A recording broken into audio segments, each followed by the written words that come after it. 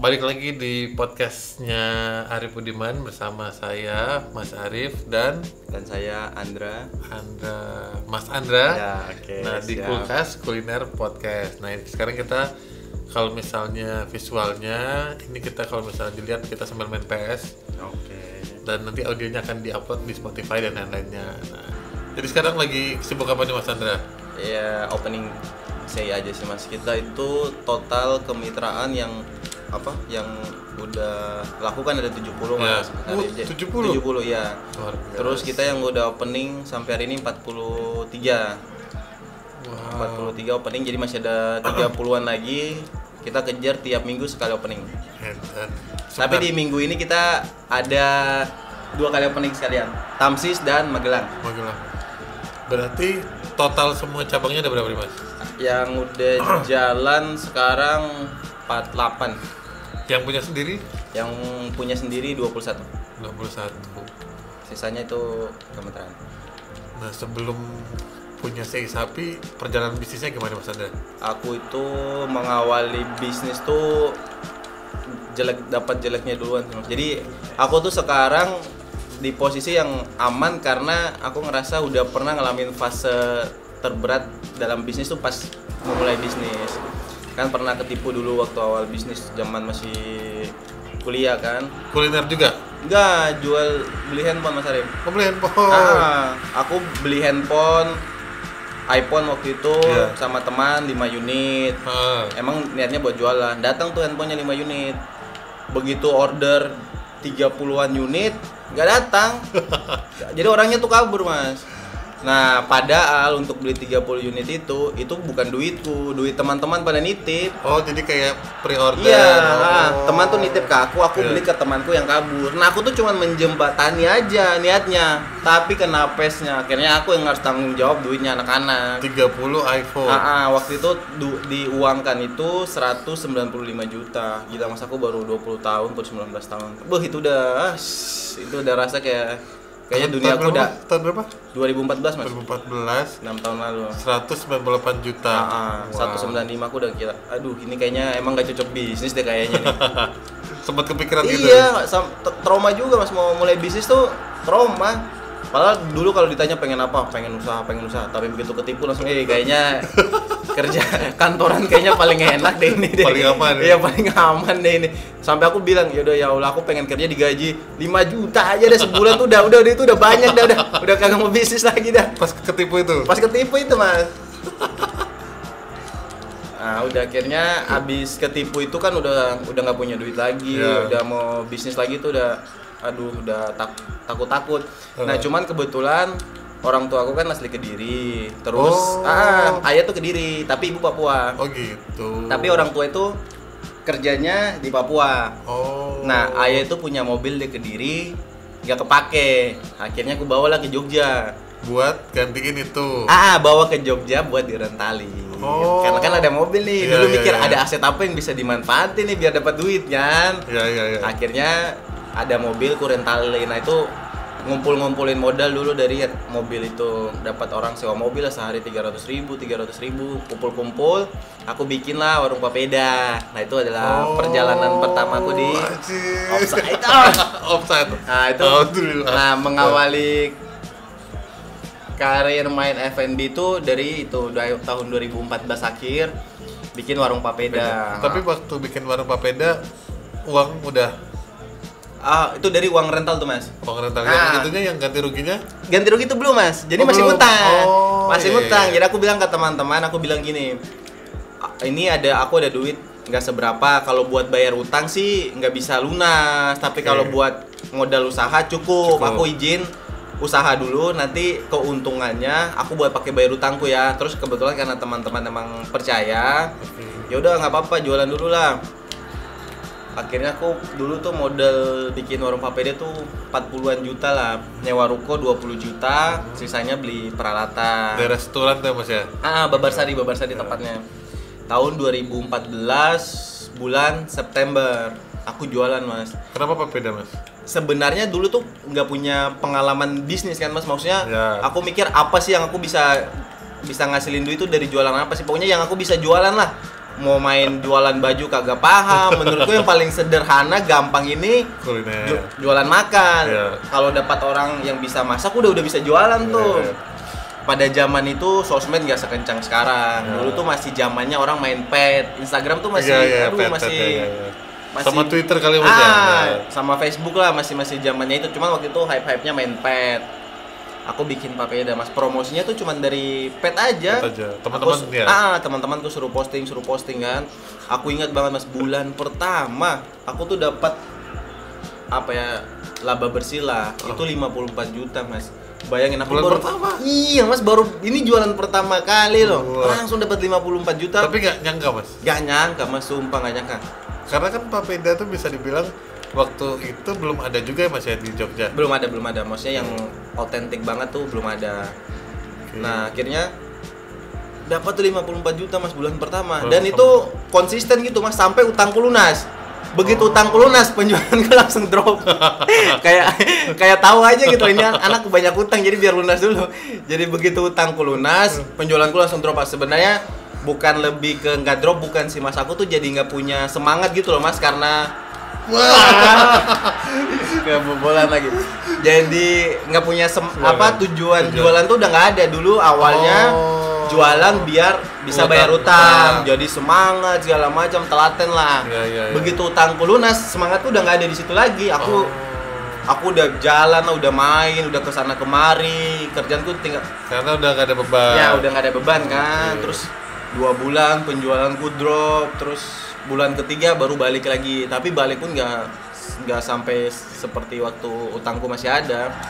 54 juta bersih ya Mas? Bersih, Mas. Omset berapa berarti Mas? Mau omset itu nggak banyak Mas, paling 140-an lah. Omsetku tuh satu hari itu per hari cuma 3 jutaan Mas, 3,5, 4 juta. Kalau pas weekend lagi rame bisa sampai 6 juta, 6 juta. tapi kalau hari normal 3-4 juta standar. Cuman waktu itu kan aku jual papeda Mas, papeda itu HPP-nya rendah banget. Papeda dari itu, terigu itu, Mas, ya? papeda itu HPP-nya mungkin HPP produkku tuh cuma 6.000, aku bisa jual 25.000 Mas. Jadi, serius Mas, jadi gede banget gitu loh. Hampir 200%. Iya, nah karena kan ibarat emang di Jogja kagak ada yang jual kan Mas. Jadi Ya. aku mau jual berapa aja nggak ada kompetitor, jadi aman lah. Udah akhirnya untungnya lumayan, udah 3 bulan balik modal. Habis itu penjualan drop 3 bulan, terus aku balik lagi jualan. Cuman Mas dari 2014 sampai 2017 Mas, 3 tahun Mas. Yeay. Dari 2014 sampai 2017 Mas. Aku jualan tuh habis gajian udah habis, kagak ada duit Mas. Aku tuh buat bayar gaji karyawan, buat sewa tempat udah habis, udah nggak ada duit Mas selama 3 tahun gitu loh. Berarti bisa dibilang kayak ada untungnya tapi nggak pernah nikmatin. Iya, nggak pernah nikmatin Mas, karena buat bayar buat nutup operasional aja. Itu selama 3 tahun Mas, sampai aku ngikut lomba DSC, Diplomat Sukses tahun 2017. Nah, aku dapat dana hibah di situ kan. Nah, itu baru bisa ngerasain.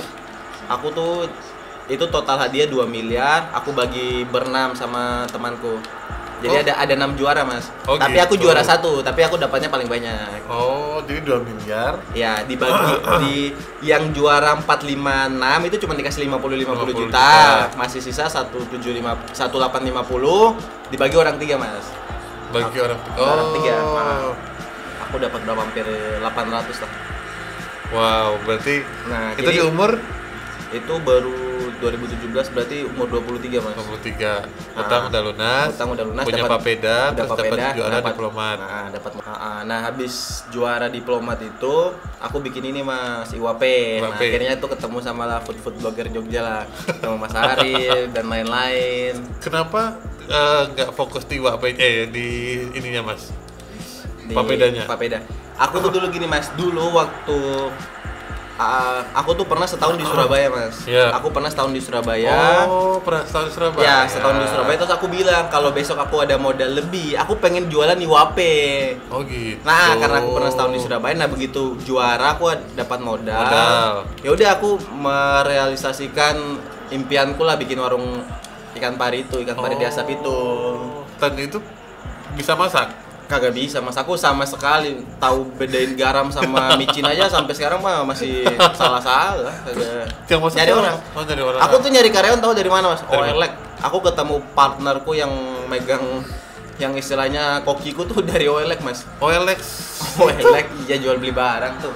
Aku buka loker Di OLX pasang. Ya, aku pasang dicari yang bisa masuk gini daftar lah, namanya Mas Doni dari Bandung.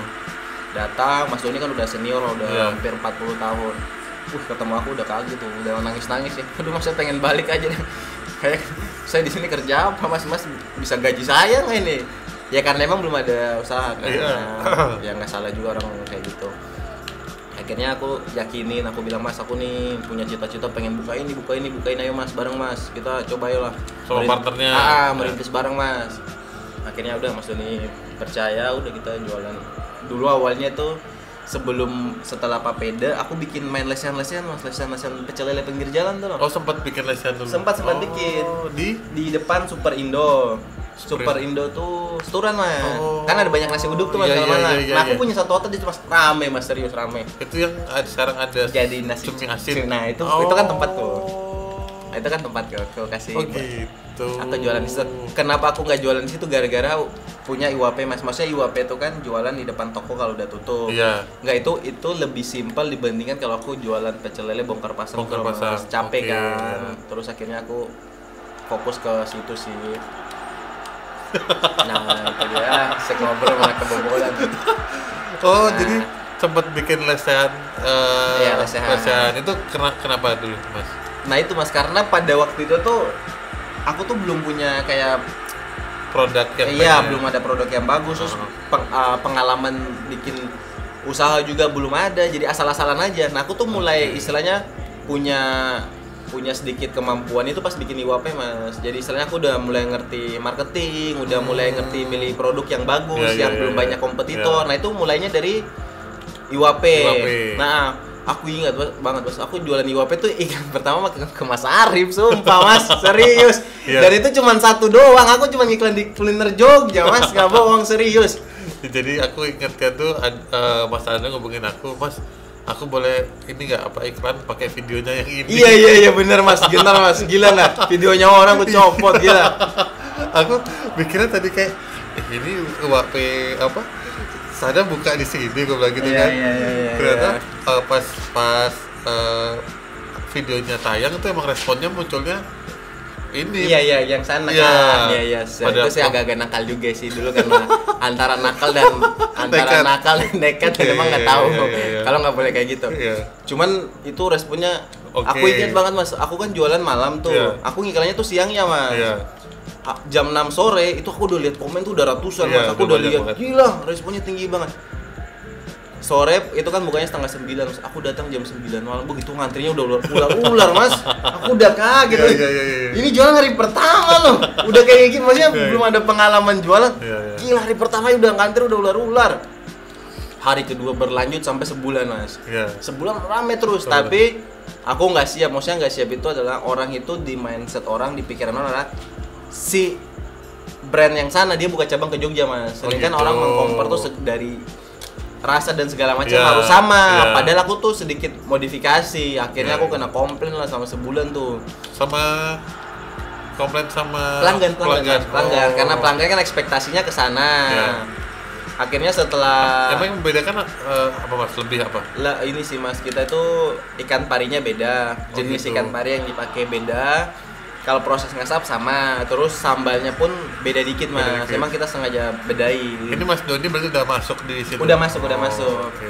Nah akhirnya sebulan kena komplain, kita akhirnya yaudahlah kita berusaha biar rasanya bisa sama seperti brand sebelumnya. Nah akhirnya udah sama itu udah nggak ada komplain. Nah terus 2017 itu udah banyak tawaran franchise mas. Cuman belum kulayani. Maksudnya aku ngerasa, aduh aku nih brandku ini belum profit lah, belum profitable banget lah. Kalaupun profit, belum layak lah dibeli orang tuh, belum layak. Sampai puncaknya udah tahun 2019, baru banget mas, baru setahun aku beranikan diri buat franchise. Kebetulan mas, yang beli franchise ini adalah pemilik salah satu akun Instagram paling gede di Tangerang. Kebetulan mas, kenapa franchise kita bisa meledak banget? Karena kebetulan yang beli cabang pertama adalah orang iklan lah.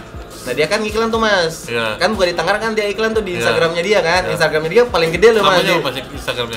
About NG. About NG ini paling gede di Tangerang lah. Nah dia kan iklan tuh mas, lalu orang-orang nanya, kalau saya mau franchise saya kemana? Jadi saya tuh dapat ini lah, Aji Mumpung lah. Jadi orangnya baik juga. Oh kalau mau franchise ke Jogja, langsung mas 100 franchise mas. 100 franchise? 103 malahan. Padahal niatnya cuma 100, tapi kebobolan 3 main transfer dulu baru ketemu aku.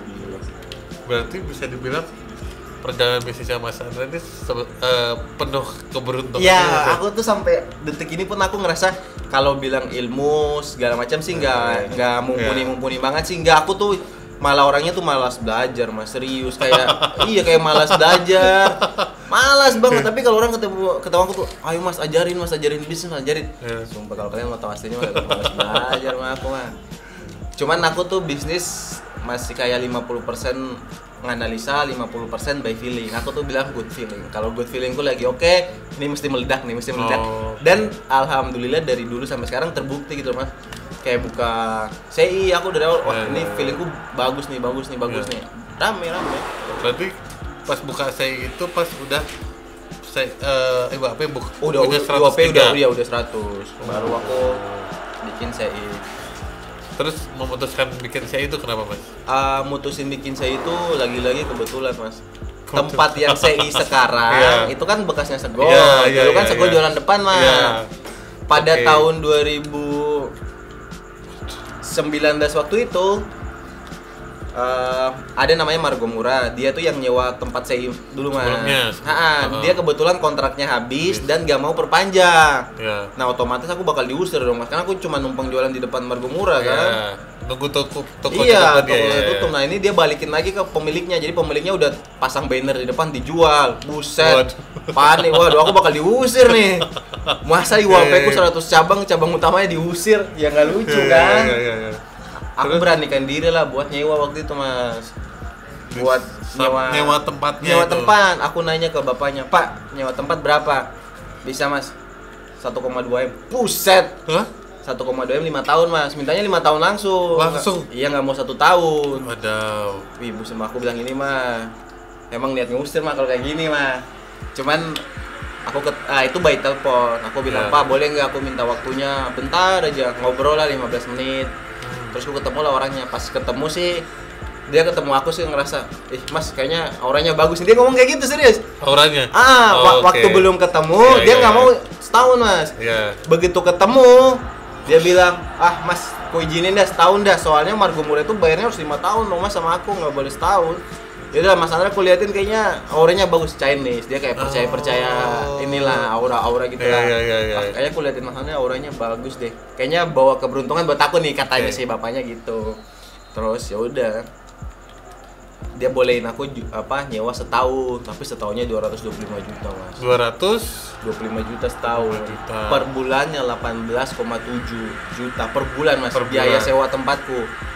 Aku waktu itu mas baru aja beli tanah. Nah aku lagi pengen bangun rumah kan mas. Duitku mas di ATM waktu itu sebelum bikin saya cuma sisa 300 juta mas. Nyewa tempat aja ini udah 225 belum belanja. Aku belanja habis 50 juta mas. Belanja buat persiapan. Persiapan kan. Jadi bayangin mas, aku buka Seikana itu duitku sisa 25 juta doang di ATM mas. Serius. Apa nggak gila-gila itu mas? Tapi gila maksudnya feelingnya sama keberuntungan lagi-lagi. Iya lagi-lagi hari ini Dewi Fortuna masih berpihak. Jadi masih hidup gitu loh. Kalau waktu itu gagal, wes sudah bangkrut itu. 25 juta. Duitku di atas 25 juta, Mas. Terus nekat. Tapi aku tuh kenapa mau jualan karena gini, Mas. Aku kan selalu pulang dari Kupang nih, aku habis makan sei di sana terus aku bilang gila ini enak banget nih kalau aku nggak jualan. Kalau aku nggak jualan di Jogja, baru ada orang yang buka. Ini aku bakal nyesal seumur hidup, yakin lah ini. Tapi tahu udah ada yang sapi Bandung itu, Mas? Tahu. Nah, akhirnya aku bilang ke Bandung pun nganalisa juga ke Bandung. Wah di Bandung emang rame kan. Emang artinya rame artinya brandnya emang artinya marketnya ada lah, gede lah. sayang nih kalau aku nggak buka di Jogja, keburu dibuka orang, aku lewat di tempat orang rame, aku bisa nyesel seumur hidupku. Daripada aku nyesel seumur hidup, ya udah ini duit terakhirku buka dah. Nah itu gara-gara itu mas, aku buka itu mas, semua temanku ngatain goblok duit udah nggak ada. Serius mas, sampai hari ini teman-teman terdekat ngatain goblok. Ini orang nekat sampai ngomongin ke Mas Doni itu loh, bilangin Andre tuh gila apa, nggak bisa ngitung apa, nggak bisa ngitung resiko apa.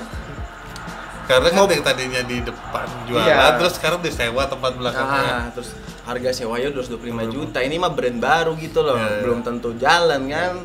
Gamblingnya terlalu besar lah mas ya. Terus cuma aku nggak, feeling goodku nih bilang yang bikin oke, berani nih, itu apa tuh mas kira-kira? Kalau yang bikin berani tuh gini mas, aku kan waktu jualan IWP kan, waktu jualan IWP tuh aku udah kayak sedikit punya pengetahuan gimana caranya bikin jualan di hari pertama itu langsung rame mas. Dulu mas, waktu sebelum saya jualan mas, aku tuh ngiseng-ngiseng pasang iklan ini mas, pasang iklan di akun-akun kuliner, tapi waktu itu nggak di kuliner Jogja. Aku ngiklan bakal bakal buka gitu loh mas. Padahal aku belum nyewa tempat gitu mas, sewa tempat aja belum buka. Aku udah ngiklan di Twitter, aku udah bilang coming soon seturan sapi kana. Padahal ini mas sewa tempat aja belum. Terus tiba-tiba orang tuh kayak responnya bagus. Wih, udah mau buka loh di Jogja, udah mau buka. Terus aku, ini marketnya udah mendukung. Padahal itu belum jualan mas. Ngetes sebenarnya. Ngetes market aja. Foto aku ciplak punya orang. Foto aku, ini kan aku posting foto coming soon sapi kana, tapi udah ada namanya. Di bulan ini. Aku bilang ini kalau respon market komennya banyak, share-nya banyak, aku mau nih buka nih. Pada saat itu udah ratusan mas yang komen, wih gila ini saya udah buka loh di Jogja.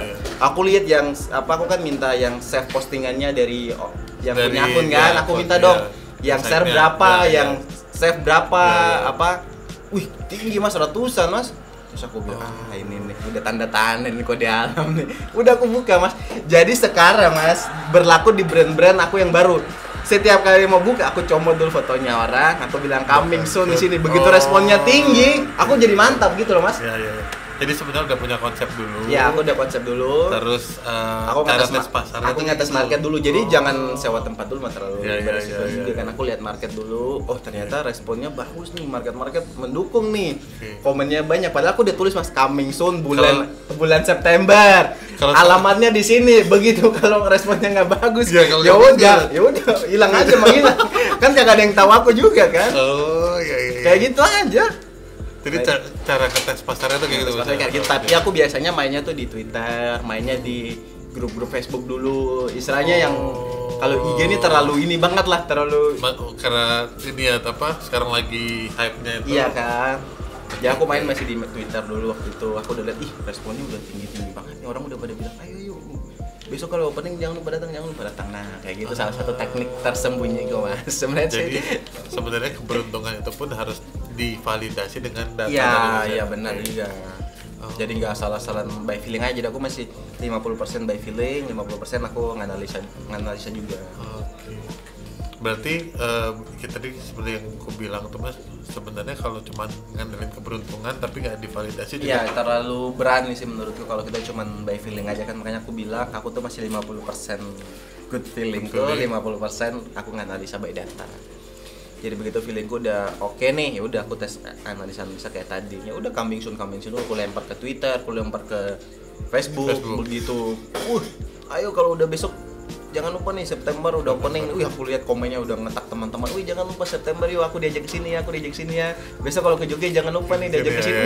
Antusiasnya tinggi nih. Ya udah, itu berarti udah memenuhi standarku untuk beranikan diri untuk outlet. Begitu aku udah lihat responnya bagus. Udahlah, besoknya tuh aku nyewa tempat CI waktu itu, udah baru jalan. Nah itu sebenarnya banyak orang, aku mikir kayaknya cuma aku doang sih yang main kayak gitu. Jangan coba Tapi kayaknya nanti bakalan banyak yang iya kayaknya di sini pada diikuti. Banyak coming soon mana ini? Coming soon tapi kagak buka-buka. Terus kalau dari IWP udah 103 cabang. Kan aku lihat kayaknya kalau Mas Andre sekarang nggak terlalu fokus di IWP. Iya, nggak terlalu fokus benar. Itu kenapa mas? Jadi gini mas, dulu tuh kan IWP itu adalah project pertamaku belajar kemitraan lah ya. Dulu di IWP tuh jatuhnya tuh orang kayak beli putus gitu mas. Dia bayar, aku ngasih resep, aku kasih nama. Jadi di kemitraan di Sei Sapi Kana ini beda banget sama yang aku pernah ngelakuin di Sego Sambal. Nah aku tuh belajar ternyata franchise itu nggak semudah ketika orang punya duit terus dia bisa beli brand, dia bisa franchise semudah itu pasti berhasil. Ternyata enggak. Banyak faktor banget lah, dia harus ngesesuaiin, bisa paham marketing, dia bisa paham mentalnya juga. Iya, mentalnya juga harus terlatih ketika lagi naik apa turun. Karena ketika franchise itu bukan jaminan juga. Iya, benar banget. Pasti akan berhasil sukses kan? Ya mas ya. Benar. Nah akhirnya aku sekarang seleksi banget. Aku tuh harus, mas aku tuh benar-benar profiling banget sama orang-orang yang mau ngambil franchise. Aku harus tahu dia nih backgroundnya apa sih, dia kalau main bahkan kalau dia udah istilahnya udah punya bisnis, aku harus lihat dulu bisnisnya sebelumnya nih berhasil nggak sih, dia kayak apa sih. Aku harus profiling banget. Iya. Karena karena aku tujuanku adalah aku pengen ini brand keren gitu loh. Aku pengen ini brand orang tahu bahwa ini brand ini berhasil gitu loh. Dia punya banyak cabang di mana-mana rame semua. Nah, itu yang pengen aku jaga banget. Makanya aku harus paham ini mitra aku punya bisnis segala macam. Jadi sekarang itu kita kemitraan pun tetap under manajemen gitu loh. Berarti masih ada kita yang ngurusin operasional mas. Kita yang ngurusin. Jadi dari demi menjaga nama baik itu dari 70 outlet itu 50%-nya under manajemen mas. Wow. Emang sih pusingnya banyak tapi ya nggak apa-apa, mendingan pusing daripada brandnya hancur daripada brandnya jelek. Nah itu yang Terus selain pelajaran profiling yang bisa diambil dari IWP adalah kalau aku lihat IWP dulu ini mas apa ya? Aku itu kenapa nggak segarang Kana hari ini karena dulu aku nggak bangun tim mas. Aku dulu sendiri ya. Aku benar-benar ngerjain cabang sebanyak itu semua di bawah kendaliku mas, tanpa ada tim sama sekali. Terus memutuskan kayaknya harus punya tim tuh apa? Iya, aku akhirnya gara-gara ini sih ya kenalan. Aku lihat teman-temanku kenapa yang pada bisnis panjang itu kenapa sih mereka bisa bisnis jangka panjang, nggak cuma setahun 2 tahun. Ternyata mereka banyak ngabisin istilahnya investasi di SDM. Mereka bangun tim yang solid segala macam. Nah terus itu aku praktekkan di Kana. Terus aku begitu di Kana ini kan istilahnya aku punya semua tim yang ada di levelnya masing-masing lah. Terus aku lihat jalannya jadi mudah gitu loh mas. Berapa orang tuh mas di Kana timnya? Aku di kantor tuh mungkin 15 orang ada mas. Kantornya di? Concat. Oh di Concat. Nah kita tuh finance, marketing, konten segala macam tuh di kantor semua tuh. Tim inti tuh ada 15 orang mas. Banyak juga mas. Banyak banget. Iya dulu di Sego mah aku sendiri. Nah begitu tim banyak itu mas, begitu ada problem yang yang bisa bantu menyelesaikan masalah jadi banyak kepala, jadi banyak solusi yang ditawarkan gitu loh.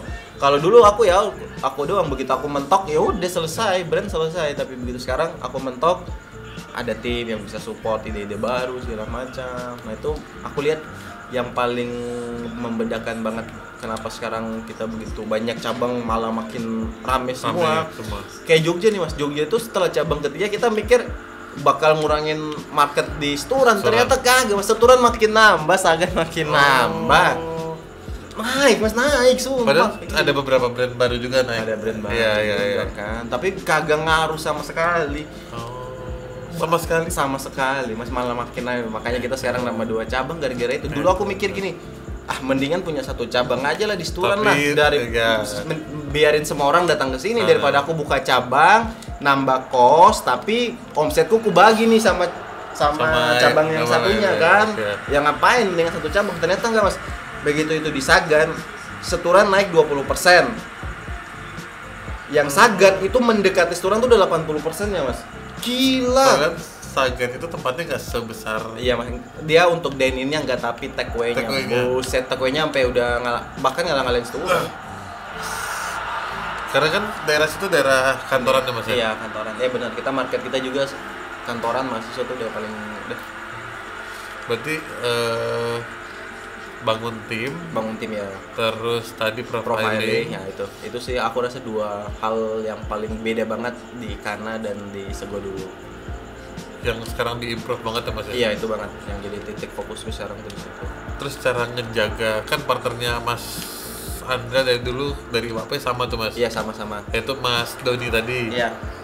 Cara ngejaganya gimana? Karena kan biasa makin besar iya, partner makin tergiur buat... Iya kan kayak Mas Doni sekarang tuh tawaran dari brand-brand gede tuh banyak Mas. Serius? Iya, kayak ibarat udah pengen udah pengen dibajak aja Mas. Oh gitu? Oh brand-brand gede udah penguasa. Contohnya. Ini kagak apa-apa nih di inisial. Di sini dia punya outlet, salah satu penjual mie. Mie Indonesia yang gede, outlet gede, banyak-banyak. Terus main roti-rotian juga. Ya di Jogja ada dua sih brandnya. Ya. Itu Ngedeketin Mas Doni ya ini. Tapi Mas Doni bilang pasti. Bilang kalau dia mah sama aku udah kayak saudara gitu loh. Aku pasti ngomong. Bos ada tawaran ini, aku bilang ya itu menjanjikan banget gitu loh. Tapi dia selalu berprinsip bahwa mungkin istilahnya mungkin rezekiku di sini. Mungkin aku takut pindah dan rezekiku nggak sebaik di sini gitu loh. Nah aku nggak mau ngambil resiko itu. Mungkin bisa lebih berhasil dia, tapi aku udah puas di sini dan udah nyaman gitu loh. Itu dia tuh yang nawarin tahu dari mana sih Mas? Aku Doni juga tuh bingung Mas, padahal Mas Doni ini ibarat di sosmed tuh nggak terlalu aktif Mas. Iya, aku kan nggak pernah ketemu soalnya. Iya, cuman beberapa kali paling aku tuh kayak ngetek doang tuh Mas. Cuman beberapa kali aja aku ngetek Mas Doni gitu, kayak misalnya bilang ini main behind-nya IWP, main behind-nya Kana. Sesekali doang Mas, tapi sesekali itu jebol juga. Aku tuh kaget Mas, yang follow dia tuh akun-akun centang biru. Serius Mas, ini kenapa yang follow pada centang biru semua nih? Sampai kayak gitu, buset dah. Akhirnya IG-nya di private sekarang. Followersnya padahal kagak seberapa Mas. Tapi songong udah di private sekarang, maksudnya untuk menjaga itu aja. Berarti emang jaga partner tuh ya balik lagi jaga kepercayaan gitu. Iya, jaga partner. Nah, Mas Doni itu dia pun begitu karena dia pernah belajar Mas. Kita punya tim ada seperti Mas Doni keluar lalu bikin brand untuk jadi kompetitor kita Mas. Tapi collab. Oh gitu? Iya. Saya juga? Iya, saya juga pengen lawan kita pada intinya. Dia mulainya dari luar Jogja. Lalu mau buka ke Jogja, tapi udah collab duluan. Oh gitu. Ya. Terus makanya Mas Doni bilang, ya itu bisnis tuh maksudnya nggak ketika you paham produk terus lu jualan bakal meledak juga. Ternyata nggak sesederhana itu, banyak faktor lah. Nah Mas Doni tidak pengen mirip kayak orang yang resign dari tempatku lalu gagal. Lalu hari ini minta balik lagi Mas ke tempat kita. Jadi ketawain lah sama anak-anak. Jadi sebenarnya nggak semua tawaran itu walaupun kelihatannya kayak kamu dapat 80% nih kalau di sini, tapi bisa jadi cuma dapat 20% tapi lebih besar. Iya benar itu. Di sini dapat 20% tapi yang ditawarkan orang sama 80% ternyata ujung-ujungnya malah gedean yang 20%. Kemungkinan itu akan selalu ada gitu loh. Dan terlalu beresiko banget kalau dia mau ngambil juga kan. Berarti cuman kita juga Mas. Terus aku bilang sama timku, aku bilang hari ini mungkin kita masih ngantor di sini. Tapi kalian percaya, mimpi saya itu kita bakal jadi pemain F&B salah satu yang paling gede di Indonesia. Maksudnya aku selalu nawarin mimpi yang besar karena gitu loh. Hari ini kita belum gede tapi mimpi kita itu belum gede gimana Mas, 100 cabang. Iya, maksudnya aku bilang mungkin hari ini nama kita belum begitu tenar lah. Tapi mimpiku untuk bawa tim ini ke depan tuh nggak usah diragukan lagi. Aku begitu membara-bara ini, kalau dadaku bisa diberani berapi-api saking pengen bawa nih brand tim kita yang terdepan di Indonesia lah. Nah itu kayak gitu, makanya aku selalu memotivasi tim. Jadi mereka begitu ada tawaran gede dari luar, mereka mikir kalian tuh juga kompetitor kita gitu loh. Someday kita bakal jadi kompetitor. Jadi itu yang aku tanamin ke anak-anak. Bisa dibilang kan Mas Andra juga salah satu inisiator yang bikin Sei Sapi dikenal di Indonesia juga kan Mas? Iya, maksudnya bukan sombong, tapi maksudnya hari ini kita menjadi brand Sei dengan outlet terbanyak, mungkin dengan sales terbaik juga kita masih megang lah. Saya dulu tuh orang tuh tidak banyak yang tahu sei lah, istilahnya cuma orang-orang tertentu. Sekarang itu jualan sei ini udah jadi perbincangan orang di mana-mana. Mas, sei ini udah kayak apa-apa sei ya. Iya, dulu tuh kayak begitu sate taichan booming, mirip ayam geprek booming. Hari ini nih tahun ini lagi sei lagi booming. Semua orang pengen jualan sei. Emang seseksi itu kan Mas jualan sei sapi? Untungnya kalau bilangin untung emang seksi sih Mas, gini ya, mindset orang itu daging itu mahal wajar. Padahal aslinya Mas modal daging itu murah banget. Ini sama kayak jual papeda nggak Mas? Sama Mas, sama. Serius Mas, soalnya sei ini kan mainnya daging impor. Daging impor itu Mas bisa dibilang 50% harganya dibandingkan daging lokal yang dijual di pasaran. Lebih murah, lebih murah Mas. Sehingga mindset orang itu, oh kalau dia jual segini wajar lah kan mahal. Padahal dia kagak tahu Mas. Murah banget. Tapi maksudnya murah itu tidak berarti kualitasnya jelek. Enggak, sama. Kualitasnya sama. Berarti kalau boleh dimilih Mas Andra, di antara brand yang udah dijalanin, milih yang mana? Mamayo, sei sapi, IWP atau papeda? Semuanya masih jalan ya? Semua masih jalan, masih jalan. Kalau ditanya brand mana yang paling aku suka, aku tuh lebih pride kalau bilang aku tuh yang punya warung papeda Mas. Serius lebih pride, maksudnya kalau bilang tapi nggak diferensiasi itu Mas? Enggak, karena saking pride-nya Mas, serius. Aku tuh misalnya kalau kita bilang profit, ngomongin duit, wah kagak ada apa-apanya Mas sama Kana, tapi aku lebih bangga bawa nama itu Mas. Kalau orang nanya aku malah bilang, "Enggak, aku punya warung Papua," karena dari daerahku sih Mas ya. Karena papeda kan emang benar-benar dari kampung halamanku. Aku nih bulan ini tuh lagi rebranding banget Mas, rebranding ulang papeda. Nah, lagi ku bener-benerin. Nah, besok ku ajak Mas Arif dan pasukan lagi. Siap. Ya, lagi ku buat, karena kemarin gak fokus, lagi ku pengen maksimalin lagi. Terus kalau yang bikin seorang Andra sejauh ini kira-kira apa tuh Mas? Apanya Mas yang membuat sampai sejauh ini Mas teh kayak feelingnya? Ya, oke. Aku tuh dari dulu ini Mas, aku tuh kalau orang nanya, "Ndra, kenapa kau bisa sampai hari ini?" Aku dari dulu ya aku tanamin sama diriku tuh, aku tuh nggak boleh iri Mas, serius. Itu kelihatannya sepele banget Mas, tapi itu yang benar-benar aku tuh pengen, perasaanku tuh nggak ada namanya aku lihat temanku berhasil terus aku jadi sewot, jadi itu nggak ada sama sekali. Kalau bisa teman-temanku semua berhasil. Nah, saking itu yang aku jaga Mas, aku nggak pengen punya ada perasaan negatif dalam diriku. Aku lihat kompetitor tuh Mas, aku tuh loh ada kompetitorku jualan, aku beli Mas. Dia kagak tahu hari pertama aku borong 100 pack. Aku borong, maksudnya aku pengen ngelatih ke mentalku bahwa aku harus bisa support orang. Caranya gimana? Aku harus buktiin, aku beli. Ini sei, aku beli, bukan di Setu Babarsari, Mas. Aku beli. Serius? Mas, aku beli berapa ya? Aku order 2, 3.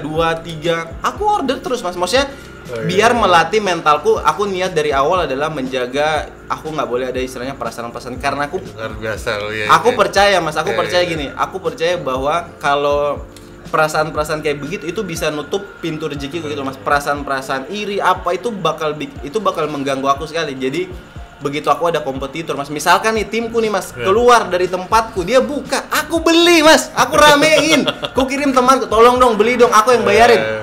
Aku transfer duit Mas di luar kota, aku bilang tolong dong panggil pasukan, aku kirim 500.000, tolong ramein, ini usahanya temanku. Saking aku pengen menjaga support kayak gitu. Temanku gak ada yang tahu Mas, aku maksudnya nggak pengen orang tahu juga, maksudnya itu aku melatih banget. Nah, dari dulu aku menjaga bahwa kalau aku senang lihat orang berhasil, aku bisa lebih mudah untuk berhasil gitu loh. Kalau aku senang lihat orang berhasil, aku bakal bisa berhasil kayak gitu Mas. Nah, itu yang cuman satu itu yang aku lihat paling beda. Kalau orang nanya apa yang paling membedakan aku sama aku, itu aku paling menjaga perasaan-perasaan kita. Mungkin di luar orang tuh mikir, "Wow, ini mah berdarah-darah." Enggak, kagak. Aslinya mah aku enggak sampai kayak gitu, enggak. Aku support banget. Padahal Mas Andra sendiri juga tadi bilang, ya ilmu bisnis sebenarnya so-so lah sama yang lainnya Mas ya. Terus yang ternyata yang bikin Mas Andra sejauh ini adalah suka melihat orang. Aku tuh senang lihat orang berhasil. Senang banget. Misalnya ada karyawanku keluar lalu bikin itu timku yang lain, tobat lah, mudah-mudahan gagal. Aku dalam hati kecilku kagak gini Mas. Aku tuh merasa gini, kalau aku punya tim berhasil, aku tuh senang banget. Berarti aku berhasil menjadi seorang leader gitu loh. Mas, aku bisa menanamkan nilai-nilai sampai timku bisa berhasil. Nah, aku menurutku seorang leader tuh dikatakan berhasil kalau dia bisa menciptakan leader-leader yang baru. Nah, aku makanya pengen kayak gitu. Aku beberapa hari yang di bulan ini aku baru ngeluarin tim inti dari Kana, Mas. Tim inti di Kana itu keluar. Dikeluarin? Aku keluarin karena maksudnya dikeluarin itu bukan karena dia jelek, nggak. Kita di level Kana ini kita butuh tim yang lebih siap gitu loh. Aku doain temanku yang ini bisa berhasil di bisnisnya. Tapi kita memang butuh tim yang udah yang istilahnya yang udah pro banget lah, karena level kita ini udah cabang kita udah banyak, kompetitor makin banyak kan, istilahnya kita harus lebih siap lah. Nah kayak gitu sih. Akhirnya kita mutusin untuk hire orang-orang terbaik. Kalau bisa dibilang kan Mas Anda juga bisnisnya nih, makanannya kalau dilihat orang kan ketika ada di suatu daerah dibawa ke Jogja. Iya, benar. Nah itu tips dan triknya kalau misalnya orang-orang pengen kayak gitu gimana Mas? Sebenarnya tuh sebenarnya gini Mas, aku percaya bos, banyak orang itu tahu tapi nggak mau eksekusi. Orang itu tahu sebenarnya, aku kalau aku cerita pasti orang tahu. Aku kalau bikin brand pertama adalah aku ngukur dulu, ini brand dia minimal jualan udah 5 tahun di kotanya. Lalu dia belum punya cabang di kota yang aku mau buka. Bukan di kota yang aku mau buka, di kota-kota mana? Misalkan aku ngambil contoh di Bali tuh terkenal sama ayam betutu. Legend banget di Bali. Aku nggak mungkin buka ke Jogja karena udah banyak. Aku nggak akan, walaupun salah satu indikator aku untuk buka brand adalah brand itu udah legenda di kotanya. Tapi aku harus lihat dulu ini dia legenda tapi udah punya cabang apa belum. Kalau dia belum punya cabang, aku beranikan diri untuk buka. Nah, terus begitu dia memenuhi faktor legend di kotanya, penjualannya pun harus maksimal. Ya dia legend nih. Maksimal tuh gimana Mas? Secara omset udah puluhan juta Mas. Cara ngukurnya? Ya aku duduk aja Mas. Aku mah tahu lah kalau aku duduk dari jam 1 siang sampai jam 6 sore terus trafiknya kayak gimana. Ya aku jualan, aku tahu Mas dengan namanya aku udah bisa ngukur. Wah ini omsetnya sekian juta, aku udah bisa tahu. Nah begitu dia legend, misalnya dia legend tapi omsetnya sehari 1 juta, ya aku nggak bakal buka lah. Artinya marketnya emang nggak gede. Minimal berapa juta Mas? 20 juta. 20 juta. Itu standar yang aku buat. Tiap orang sih punya indikator sendiri, tapi kalau ditanya aku indikator kayak gitu. Dia legend, omsetnya memadai, dan dia belum punya cabang di mana-mana. Terus aku buka. Selain itu Mas ada lagi nggak? Paling itu yang paling mendasar, dan kita kalau mau buka pastiin sumber daya kita siap untuk meng-copycat rasanya. Ya jangan kita mau buka terus kita kagak ada tim yang mau support gitu loh. Percuma, nantinya ada. Jadi aku tiap kali misalnya ngeriset omsetnya dia berapa, itu aku bawa tim sekalian kita riset rasanya. Kita R&D di situ. Ntar kita balik ke Jogja, kita buat yang sama. Kalau bisa dibilang berarti jangan asal copycat juga, dilihat SDM-nya kita oke kan nih? Iya, SDM kita siap nggak? Karena banyak brand yang berhasil tapi timku kagak siap Mas untuk meng-copycat itu kagak siap. Aku pun menyadari ini timku belum kompeten di sini. Banyak brand yang legend, bahkan di Jogja pun ada beberapa, tapi kita ngelihat misalnya produk, ini di copycat sulit banget. Ini bumbunya kita sulit prediksi. Nah itu nggak berani juga. Jadi jangan sampai kita udah copycat ternyata ekspektasinya nggak ada, malah kita kena komplain yang ada. Siap Mas Andra, makasih banyak Mas Andra udah di Kulkas Kuliner Podcast. Siap, Mas kira-kira ada tips dan trik bisnis dari Mas Andra buat yang mau mulai bisnis atau masih ragu-ragu gimana nih Mas? Kalau aku sih gini Mas, pengalamanku ketemu orang-orang, mereka tuh punya ide-ide cemerlang banyak banget. Aku kalau lihat gila nih idenya gokil sih. Cuman yang membedakan adalah eksekusinya. Kita tuh butuh seseorang yang punya jiwa eksekutor yang jago. Jadi kalau kita udah punya ide, ya udah kita harus beranikan diri buat eksekusi. Tapi eksekusi pun bukan asal-asalan eksekusi. Emang kita paham banget ini produk yang kita jual apa, sehingga strategi yang mau diambil tuh kayak gimana, harus paham. Kalau sekarang kita nggak paham, ya udah kita istilahnya bisa lah joinan sama teman, kita kolaborasi, teman kita jagonya di sini. Akhirnya sekarang aku lebih banyak kolaborasi Mas. Jadi begitu aku mentok di sini, ya udah aku kolaborasi aja lah daripada ribet. Nah itu bisa memudahkan teman-teman yang mulai bisnis. Kalau nggak jago marketing, ya udah nyari orang yang jago marketing, jualan. Berarti dari eksekusinya juga harus diperhatikan ya Mas ya. Menurutku aku lihat kan banyak teman-temanku tuh mimpinya gede-gede banget, tapi cuma mimpi doang, habis itu pulang tidur pagi kagak ngapa-ngapain, nggak dieksekusi mimpinya. Jadi aku tuh kadang nyuri-nyuri ide-ide teman-temanku juga, makanya aku bilang kalau kita udah punya ide ya udah dieksekusi. Sebenarnya kita bisa dibilang kalau kita nggak banyak tahu, pas kita eksekusi sambil jalan kita belajar juga. Kita jadi akhirnya belum siap 100% tapi udah eksekusi, ya sambil jalan kita bakal belajar nyempurnain lah. Tapi kalau kita nggak siap, paling enak ya kolaborasi. Udah makin cepat sekarang sih aku lebih suka kolaborasi. Beberapa brand yang baru launching kolaborasi semua biar makin cepat. Kalau aku sih ya udah, saranku buat teman-teman yang baru mau bisnis ya udah, ketika punya ide bisnis harus berani untuk dieksekusi. Akan ada hikmah yang didapat, mau berhasil apa enggak itu pasti akan ada. Itu buat kita jadi jalan gitu loh. Kalau kagak ngapa-ngapain mah itu mah gagal namanya, tapi kalau udah nyoba gagal, nah itu belajar, pasti akan ada sesuatu yang diambil. Berarti bisa dibilang kalau ada ide langsung eksekusi, entah itu nanti sendiri pelan-pelan atau kalau mau yang lebih cepat lagi kolaborasi. Iya benar. Nah, makasih banyak Mas Andra. Jangan lupa untuk follow sosial media Mas Andra di @andra_lesmana. @andra_lesmana, bisnisnya di @saysapikana.id dan Sego Sambal Surabaya IWP, lalu ada warung ikan Mamayo, lalu ada warung Papeda Jogja. Dan ada itu aja. belum launching. Yang mau disebut malah belum launching, jangan dulu. Makasih banyak Mas Andra nih, by the way Mas Andra jago banget mainnya, aku sampai tadi kalah 2 kali. Kapan-kapan kita main lagi. Oke, siap Mas Arif, aman. Jangan lupa untuk share audionya atau visualnya di YouTube atau di Spotify biar ilmunya makin banyak nyebarnya. Saya Arif Budiman dan saya Andra Lesmana. Sampai jumpa di podcast selanjutnya. Bye bye.